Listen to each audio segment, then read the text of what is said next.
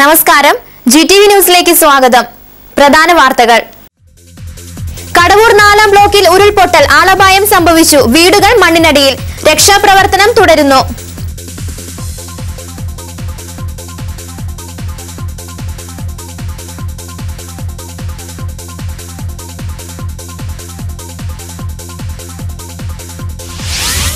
കനത്ത മഴയിൽ നാടെങ്ങും വെള്ളപ്പൊക്കം. വീടുകളും റോഡും പാലങ്ങളും വെള്ളത്തിനടിയിലായി.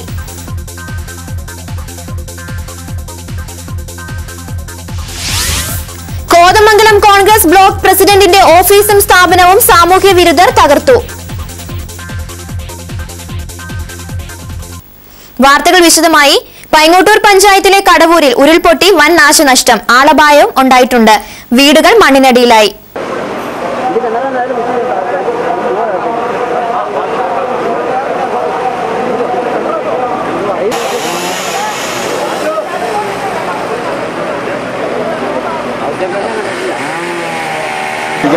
ഏകദേശം 3:30-ക്കാണ് പൊട്ടിയത്. അപ്പം ഞാൻ അറിഞ്ഞ ഒരു 5 ടൈപ്പ് അവിടെ വന്നു. ഇവിടെ ജനക്കൂട്ടം കൂടിയായിരുന്നു. അപ്പോൾ 5 വീട് പൂർണ്ണമായിട്ട് പോയിട്ടുണ്ട്.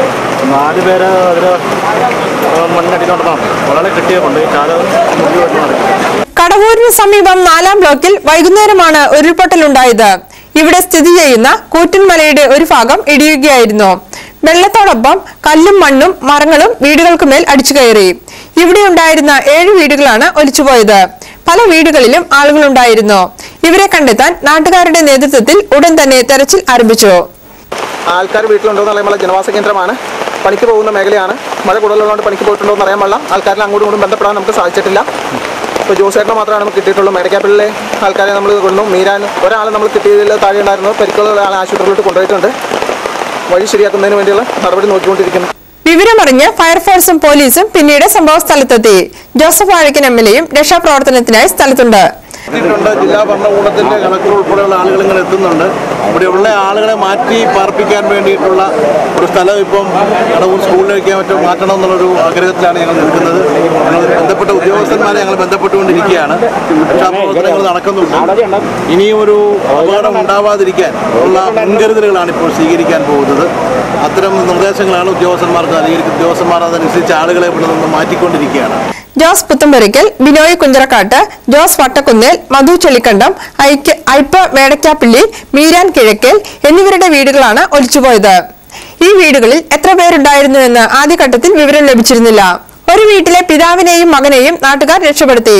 മറ്റൊരു വീട്ടിൽ ദമ്പതികളെ കാണാതായിട്ടുണ്ട്. 7 പേരെങ്കിലും അപകടത്തിൽപ്പെട്ടിട്ടുണ്ടെന്നാണ് പ്രാഥമിക വിവരം. ഏകദേശം 7 പേരുണ്ട് എൻ്റെ വീട്ടിലുണ്ട്. 7 വീടുകൾ പോയിട്ടുണ്ട്. അതിൽ എല്ലാവരും തന്നെ എല്ലാ വീട്ടിലും താഴത്തെ വീട്ടിൽ മീരാനിക്കാട് വീട്ടിൽ മാത്രം ആളില്ല.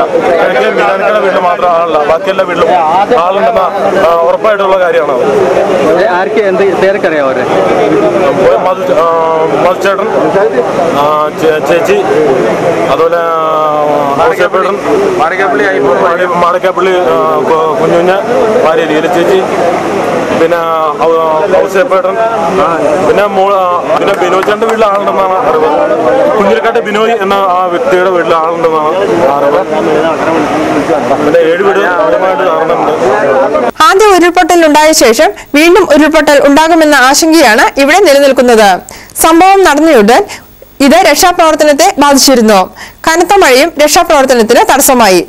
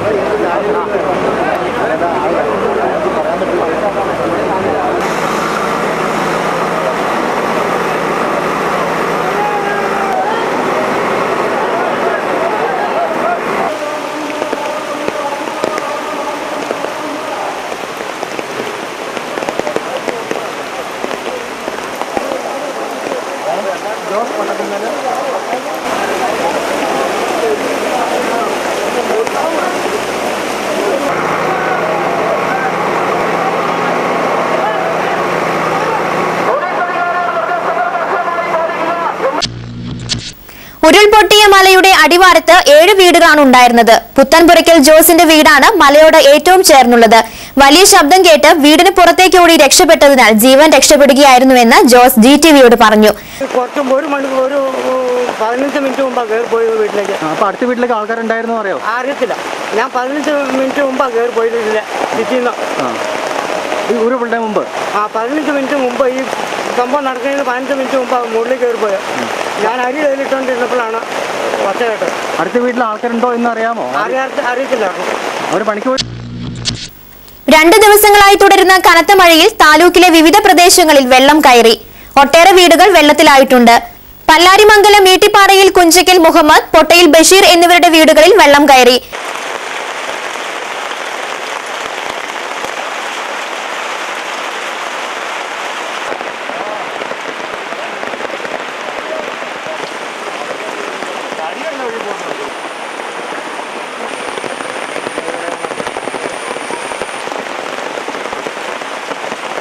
എളമ്പരയിലും നാടുകാണിയിലും വീടുകൾ തകർന്നിട്ടുണ്ട്. തങ്കളം ജവഹർ കോളനിയിലും വെള്ളപ്പൊക്ക ഭീഷണിയിലാണ്. ഇവിടെ നിന്നുള്ള കുടുംബാംഗങ്ങളെ മാറ്റിപ്പാർപ്പിക്കാൻ നടപടികൾ സ്വീകരിച്ചിട്ടുണ്ട്.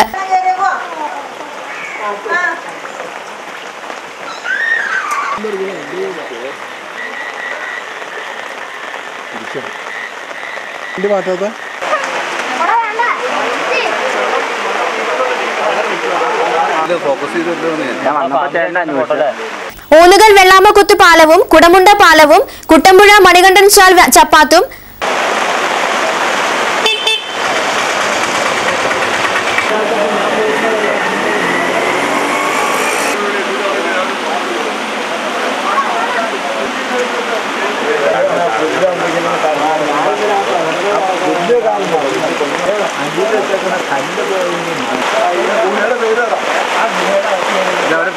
വെള്ളത്തിനടിയിലായി. തൃക്കാരിയൂരിലും വെള്ളം കയറി. വ്യാപാര സ്ഥാപനങ്ങളിലും വെള്ളം കയറിയിട്ടുണ്ട്. കോതമംഗലം ടൗണിലും പല ഭാഗത്തും വെള്ളം കയറിയിരുന്നു. ലോവർ പെരിയാർ ഡാം തുറന്നുവിട്ടതോടെ പെരിയാറിലെ ജലനിരപ്പ് ഉയർന്നു. മറ്റു പുഴകളിലും തോടുകളിലും ജലനിരപ്പ് കുത്തനെ ഉയർന്നു. കോതമംഗലം മാർ ബെസലിയൂസ് ആശുപത്രിയിലെ നഴ്സുമാരുടെ സമരം ഒത്തുതീർപ്പായെങ്കിലും അന്തിമ ധാരണയുടെ കാര്യത്തിൽ അവ്യക്തത. ഞായറാഴ്ചത്തെ മന്ത്രിതല ചർച്ച അന്തിമ കരാർ ഉണ്ടാക്കുമെന്ന് ഉറപ്പില്ലെന്ന് ബന്ധപ്പെട്ടവർ വ്യക്തമാക്കി. മാർ ബെസേലിയസ് ആശുപത്രിയിലെ നഴ്സുമാർ നടത്തിവന്ന സമരം അവസാനിപ്പിക്കുന്നതിന് തയ്യാറാക്കിയ കരാർ അന്തിമ പ്രശ്ന പരിഹാരത്തിന് വഴി തുറക്കുമെന്ന് കരുതാനാവില്ല. മന്ത്രിതല ചർച്ചയിൽ മാനേജ്മെന്റും നഴ്സുമാരും തമ്മിലുള്ള തർക്കം വീണ്ടും ഉടലെടുക്കുമെന്നാണ് സൂചന. ആശുപത്രിയിലെ ബെഡിന്റെ എണ്ണത്തിന്റെ കാര്യത്തിലാകും പ്രധാന തർക്കം. മാനേജ്മെന്റിന്റെ കണക്കിലേക്കാൾ ഏറെ കൂടുതൽ ബെഡാണ് നഴ്സുമാരുടെ കണക്കിലുള്ളത്. മന്ത്രിതല ചർച്ചയിൽ മാനേജ്മെന്റ് അവകാശപ്പെടുന്ന എണ്ണം അംഗീകരിക്കപ്പെട്ടാൽ സമരത്തിലിരുന്ന 70 നഴ്സുമാർ ആശുപത്രിയുടെ പടിയിറങ്ങേണ്ടി വരും. എന്നാൽ തങ്ങളുടെ കണക്ക് അംഗീകരിക്കപ്പെടുമെന്നും ഒരാൾക്കും പിരിഞ്ഞു പോകേണ്ടി വരില്ലെന്നുമാണ് ഇന്ത്യൻ നഴ്സസ് അസോസിയേഷന്റെ അവകാശവാദം. DMO ബെഡ് എണ്ണി തയ്യാറാക്കിയ റിപ്പോർട്ടിന്റെ അടിസ്ഥാനത്തിലാണ് തങ്ങൾ അവകാശവാദം ഉന്നയിക്കുന്നതെന്നും ജില്ലാ പ്രസിഡന്റ് ജിബിൻ ബോവൻ ചൂണ്ടിക്കാട്ടി. സമരം നടത്തിയ നഴ്സുമാരുടെ മാർ ബെസേലിയസ് ആശുപത്രിയിലെ ഭാവി ബെഡുകളുടെ എണ്ണം കണക്കാക്കപ്പെടുന്നതിന്റെ അടിസ്ഥാനത്തിലാകും. മാർച്ച് 5-ന് കരാർ ഒപ്പിട്ട പ്രകാരം ബെഡ് നഴ്സ് അനുപാതം നിശ്ചയിച്ചിട്ടുണ്ട്. ഈ അനുപാതം അനുസരിച്ച് ഇപ്പോൾ തന്നെ നഴ്സുമാരുടെ എണ്ണം കൂടുതലാണെന്ന വാദവും മാനേജ്മെന്റിനുണ്ട്. മാനേജ്മെന്റിന്റെ ഈ വാദവും ബെഡുകളുടെ എണ്ണത്തിലെ വ്യത്യാസവുമാണ് സമരം ഇത്രയേറെ ദിവസം നീളാൻ കാരണമായത്. സംസ്ഥാന ലേബർ കമ്മീഷണറും പ്രതിപക്ഷ നേതാവ് VS അച്യുതാനന്ദനും പങ്കെടുത്ത ചർച്ചയ്ക്ക് ശേഷവും ഇക്കാര്യത്തിൽ വ്യക്തതയുണ്ടായിട്ടില്ല. ഞായറാഴ്ച എറണാകുളത്ത് നടക്കുന്ന മന്ത്രിതല ചർച്ചയിൽ എല്ലാ തർക്കങ്ങളും ഉന്നയിക്കാമെന്ന് ഒത്തുതീർപ്പ് പ്രഖ്യാപന വേളയിൽ VS അച്യുതാനന്ദൻ തന്നെ വ്യക്തമാക്കിയിട്ടുണ്ട്.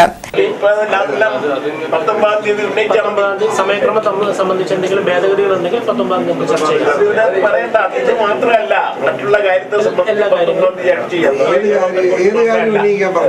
തർക്കങ്ങളുള്ള എല്ലാ കാര്യങ്ങളും 19 മന്ത്രിതല ചർച്ചയിൽ പുതിയ തർക്കങ്ങളുമായിട്ട് വരണ്ട. എന്തെങ്കിലും തർക്കമുണ്ടെങ്കിൽ അത് നിർണ്ണയിക്കാം. തർക്കമുണ്ടായാൽ ഒരു ഉപസമിതിയെ നിയോഗിച്ച് പ്രശ്നം പഠിച്ച് റിപ്പോർട്ട് തയ്യാറാക്കാൻ മന്ത്രിതല യോഗം തീരുമാനമെടുക്കാനാണ് സാധ്യത.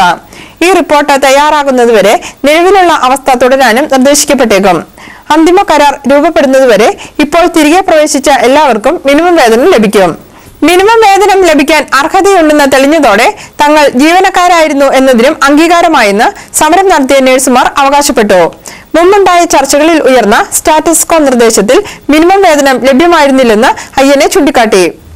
അതേസമയം സമരം നടത്തിയ 100-ലേറെ നഴ്സുമാർ പഴയതുപോലെ ആശുപത്രിയിൽ ജോലി തുടങ്ങിയിട്ടുണ്ട്. എല്ലാം സാധാരണ പോലെയായെന്ന് സെക്രട്ടറി ഷിബു കുര്യാക്കോസ് അറിയിച്ചു. കോതമംഗലം നിയോജക മണ്ഡലത്തിലെ കൃഷിഭവനുകളിൽ കർഷക ദിനാചരണം നടന്നു. ടി യു കുരുവിള MLA ഉദ്ഘാടനം ചെയ്തു. നെല്ലിക്കുഴി കൃഷിഭവന്റെ നേതൃത്വത്തിൽ സംഘടിപ്പിച്ച കർഷക ദിനാചരണമാണ് ടി യു കുരുവിള MLA ആദ്യം ഉദ്ഘാടനം ചെയ്തത്.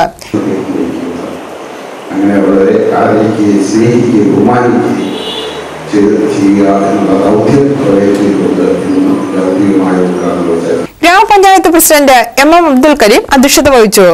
Block panchayat president advocate KA Jacob മികച്ച കർഷകരെ ആദരിക്കുകയും ജില്ലാ പഞ്ചായത്ത് അംഗം ജെസി സാജു ആനുകൂല്യ വിതരണവും നിർവഹിച്ചു. കോതമംഗലം കൃഷിഭവന്റെ നേതൃത്വത്തിൽ നടന്ന ദിനാചരണം മുനിസിപ്പൽ ഹാളിലാണ് നടന്നത്. ടി യു കുരുവിള MLA മികച്ച കർഷകർക്ക് ഉപഹാരം നൽകി.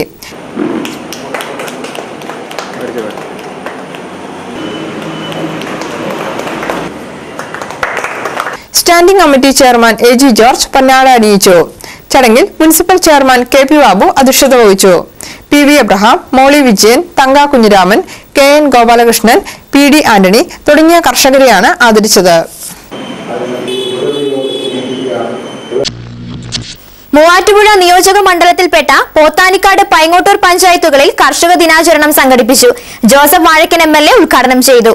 പൈങ്ങോട്ടൂർ പഞ്ചായത്തിലെ കർഷക ദിനാചരണം വിവിധ പരിപാടികളോടെ നടന്നു. ജോസഫ് വാഴക്കൻ MLA ഉദ്ഘാടനം ചെയ്തു. ഗ്രാമപഞ്ചായത്ത് പ്രസിഡന്റ് ലിസി കുരുവിള അധ്യക്ഷത വഹിച്ചു.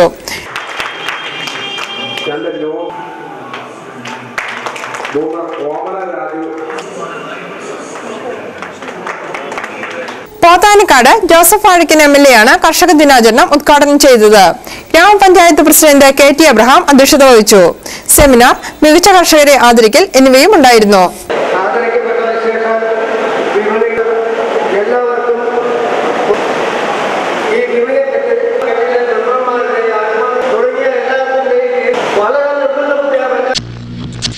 പാറമടയിൽ വെച്ച് വാഹനങ്ങൾക്കിടയിൽപ്പെട്ട് പരിക്കേറ്റ ഡ്രൈവർ മരിച്ചു. ഊഞ്ഞാപ്പാറ തോമ്പ്രയിൽ എൽദോസ് ആണ് മരിച്ചത്. 42 വയസ്സായിരുന്നു. ആശുപത്രിയിലെ ചികിത്സാ പിഴവാണ് മരണകാരണമെന്ന് ബന്ധുക്കൾ പരാതി നൽകിയിട്ടുണ്ട്. വെണ്ടുവടിയിലെ മെറ്റൽ ക്രഷറിൽ ഡ്രൈവറായിരുന്നു എൽദോസ്. ഇവിടെ വെച്ച് മറ്റൊരു വാഹനത്തിന് ഊടുവെക്കുന്നതിനിടെയാണ് എൽദോസ് 2 വാഹനങ്ങൾക്കിടയിൽ അകപ്പെട്ടത്. ഗുരുതരമായി പരിക്കേറ്റ എൽദോസ് അങ്കമാലി ലിറ്റിൽ ഫ്ലവർ ആശുപത്രിയിൽ ചികിത്സയിലായിരിക്കെയാണ് മരിച്ചത്. കണ്ണിനും മുഖത്തിന്റെ എല്ലിനും പരിക്കുണ്ടായതിനെ തുടർന്ന് ശസ്ത്രക്രിയയ്ക്കായി അനസ്തേഷ്യ നൽകിയപ്പോൾ പിഴവുണ്ടായെന്ന് കാണിച്ച് ഭാര്യ ബിന്ദു പോലീസിൽ പരാതി നൽകിയിട്ടുണ്ട്. ഇതു സംബന്ധിച്ച് ഡോക്ടർമാർക്കെതിരെ കേസെടുക്കുകയും ചെയ്തിരുന്നു. കോൺഗ്രസ് ബ്ലോക്ക് പ്രസിഡന്റ് AG ജോർജിന്റെ ഓഫീസും സ്ഥാപനങ്ങളും തകർത്തു. Youth Congress block president Shameen പനക്കലിന്റെ കാറും തകർത്തു. നഴ്സിംഗ് സമരത്തിനൊപ്പം ചേർന്ന ഒരു പറ്റം സാമൂഹ്യ വിരുദ്ധരാണ് ഇതിന് പിന്നിലെന്ന് കോൺഗ്രസ് ആരോപിച്ചു.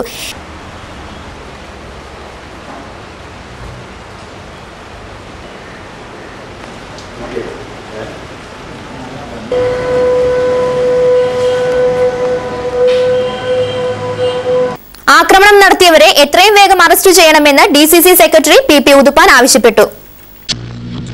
വാർത്തകൾ കഴിഞ്ഞു. നമസ്കാരം.